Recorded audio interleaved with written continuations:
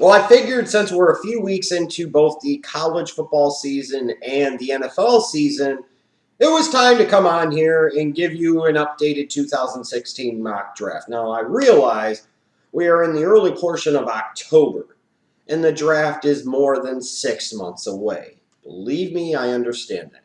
So please understand that a lot of this is subject to change and is frankly going to change as the college football season plays out, the NFL season plays out, as I get the chance to watch prospects more in depth and get more of an idea of what I think of them. You're going to see a lot of changes in my big board. You're going to see a lot of changes in terms of my mock drafts. So this is more so kind of a mock draft where it's in part I'm going based off of what I've seen so far, also in part based off of where teams are at the particular moment, how the draft could potentially play out based off of the strengths and weaknesses of different positional groups in this 2016 upcoming NFL draft. So keep that all in mind. Now, with that said, you can actually check out my first round mock in the description box down below. With the number 1 overall pick, I have the Detroit Lions taking Ronnie Stanley, the offensive tackle from Notre Dame. Now, some people will like Tunsil better as an offensive tackle, and I'm not saying that I don't at this point. And frankly, I don't expect the Lions to end up with the number 1 overall pick. I expect a team that needs a quarterback and badly has to have a quarterback to find a way to end up winning that number 1 overall pick, if you will, whether that's the San Francisco 49ers, whether that's a team maybe like the Houston Texans, maybe it's a team like my Chicago Bears, the Cleveland Browns, perhaps even the New Orleans Saints, although I wouldn't count them as likely. I really think at the end of the day, one of the 4 teams that could end up with the number 1 overall pick realistically would be the San Francisco 49ers, maybe the Houston Texans, but probably not. Perhaps my Chicago Bears, if there is a God, please let it happen, and maybe the Cleveland Browns. 4 teams that you could argue are in need of quarterback. And at this point in time, the leader out of the clubhouse to perhaps get the number 1 overall pick when all is said and done to me is the San Francisco 49ers, like I felt before the season began. Although the Chicago Bears, they're coming for you. That's right, lose them all, Chicago. You win everything by losing, and you lose everything by winning. So stop winning fucking football games. You won your one. John Fox is happy. Now lose the rest of them, damn it. You got 12 more to go. Do it right. So Ronnie Stanley going number 1 overall to the Lions. It's more so a reflection of where Detroit, frankly, should be looking in the 2016 NFL draft.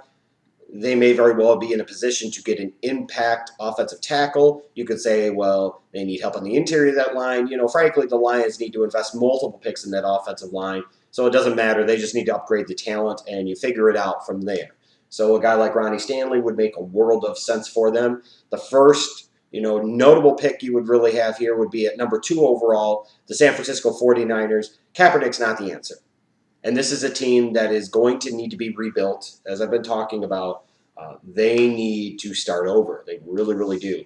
And as a result, the best way to always start over is by what? Drafting a young franchise quarterback. Now, I know over the past year plus, the media surrounding the NFL has focused a lot on Christian Hackenberg from Penn State and Connor Cook from Michigan State. Those guys have gotten a lot of buzz and a lot of attention. And then recently you throw into the mix a guy like Cardale Jones, from Ohio State and what he did at the tail end of last year, leading Ohio State to the national championship. But I'm not on board with any of that. I think clearly, to me anyways, the number 1 quarterback prospect in the 2016 NFL draft, hands down, is Jared Goff. I really, really do. I think this is the guy. I think if there's one real true potential franchise quarterback in this upcoming draft class, he's it. I think when all is said and done, he ends up being the best player in this draft heading into it. I think he ends up being the number 1 overall pick, and the team is going to be very, very happy that they end up with him. Again, Chicago, you got 12 games to go. Lose them all!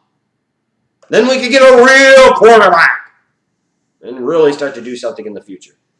But if you're San Francisco, you're sitting there, Kaepernick's contract, the way you've structured it, you can get out from it without really paying much of a price. Jared Goff is there. You got to take the dude, and you got to build around him. Now, when it comes to Joey Bosa, I know you're going to see a lot of positional rankings or a lot of big boards that are going to have him ranked number 1 overall, the best player in this draft. You're going to see a lot of mock drafts that have him listed as the #1 pick or the #2 pick. Now, here in this case, I've got Tampa taking him at #3. I'm not sold fully yet that Bosa is a top 5 pick.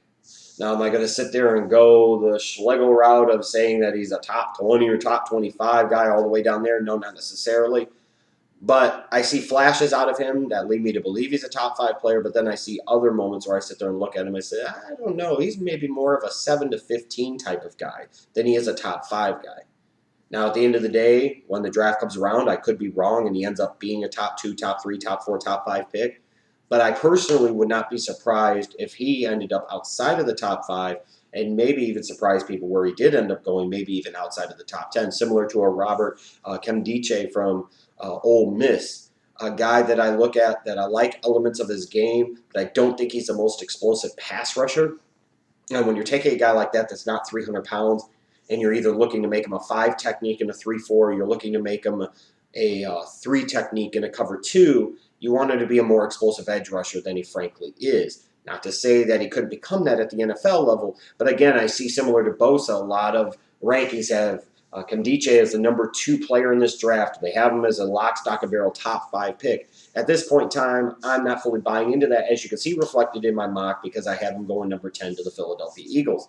In terms of the other picks that really kind of stand out to me, I guess, when you would look at it, if you're a Bears fan, you would miss out in this scenario on getting a quarterback after Goff is gone. The Texans taking Connor Cook at #4.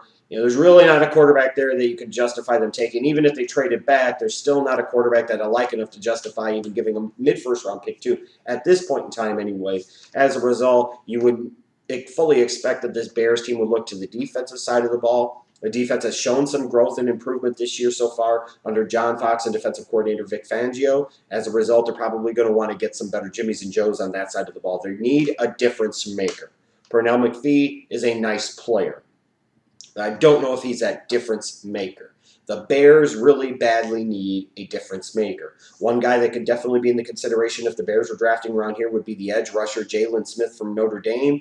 But when I look at the guy that I think could make the most impact on the defensive side of the ball, perhaps more than any defensive player in this entire draft, and right now for me is the #1 defensive player in the draft upcoming, is Jalen Ramsey from Florida State. Here's a safety that I think could do it all. You might have the ability to play him some at corner. I don't like the thought of him playing corner full-time at the NFL level. I think he is better as being an impact-making, center field ranging type of free safety that could also come up in the box some and do a lot of different things. I love Jalen Ramsey, and I'd be ecstatic if the Bears had it in a situation where they were stupid enough to get out of the top 2 or 3 because they won too many games, which is very possible because the Bears are stupid, and they missed out on one of the quarterbacks like Goff or even to a lesser degree Connor Cook.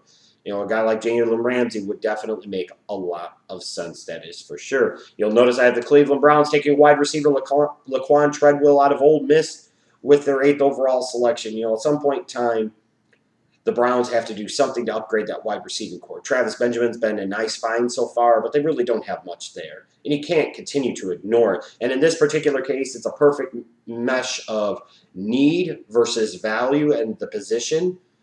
Treadwell makes a lot of sense here in the top 10. In terms of this draft overall, when you look at it, I think you're going to see this be a very good draft for the defensive side of the ball. The offensive side of the ball, not so much. Not so much. The wide receiver position is okay. A guy to keep your eyes on going forward is going to be, I think, Rashard Higgins from Colorado State. He's not giving as much buzz as guys like Michael Thomas and Tyler Boyd and obviously Treadwell as well. But somebody like him or maybe Michael Williams from Clemson, these are guys that you could potentially see shoot up as the draft process continues in the months to come. The running back position, you've got Ezekiel, Elliott, and Derrick Henry. I think they're the only 2 for sure first-round candidates at this point in time at the position. Offensive line is probably a solid class, but once you get past Stanley and Tunsil, I do think there's quite a bit of drop-off to the rest of the offensive linemen, so I don't think it's that strong of an offensive line class. You're going to hear a lot about the quarterbacks with Goff and Cook and Hackenberg and Cardale Jones, maybe Gunnar Keel, perhaps a Cody Kessler. Maybe a guy like Brissett from North Carolina State somewhere in the middle rounds. But, It remains to be seen what this quarterback class is going to develop into. I would be surprised at this point in time, based off of what I've seen, if I see any more than 3 of these quarterbacks actually go in the first round. And if there is a third one that goes, I'd anticipate it would be in the last 10 to 11 picks. It's not a great quarterback class. I do think Goff is clearly number 1. I think Cook is at least another step below at number 2, and then you've got everybody else kind of battling it out for number 3. And even with Connor Cook, I have significant concerns about a guy who over the past few years has consistently struggled with his accuracy. You need to be accurate at the NFL level if you're going to be a pocket passer, and that's what Connor Cook is. He's a pocket passer that can move, but he's still ultimately a pocket passer. So he doesn't do some of the other things to compensate for the lack of accuracy that he has at times, and I have some real trepidations and concerns about building an organization around the guy who struggles to complete 60% of his passes at the college level in a college-style offense. I'm just saying. But like I said, I do expect this to be a draft full of impact defenders. I think the secondary class in the first 2 rounds is going to be pretty good. You've got some good potential edge rushers, guys like Jalen Smith, Myles Jack, even with his knee injury. I still expect him to go somewhere in the first round. You look at guys like Leonard, Floyd, Scooby Wright as well. I think it's a good class for edge rushers. The back portion of the defense in particular, I think this is going to be a good draft. In terms of overall, based off of what I've seen so far, it's an okay draft class.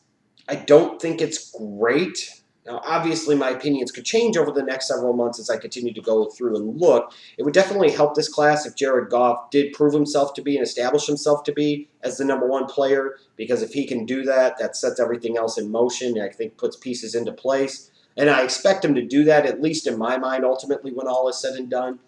But, like I said, there's a lot to come. So if you're mad about me not including a player in my mock draft at this point in time, it's probably because A, I haven't watched a ton of them yet, and there's still a lot of time left to go.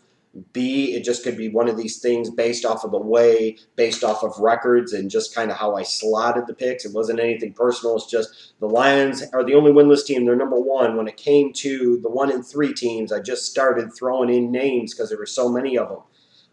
So that kind of affects how a draft could potentially play out. So a lot of things are subject to change. If you want to do a mock draft, you're welcome to give me a mock draft as well. Let me know what you think about the top prospects like Jared Goff and Joey Bosa or Robert Nkemdiche. All of those guys. Feel free to chime in the comments below.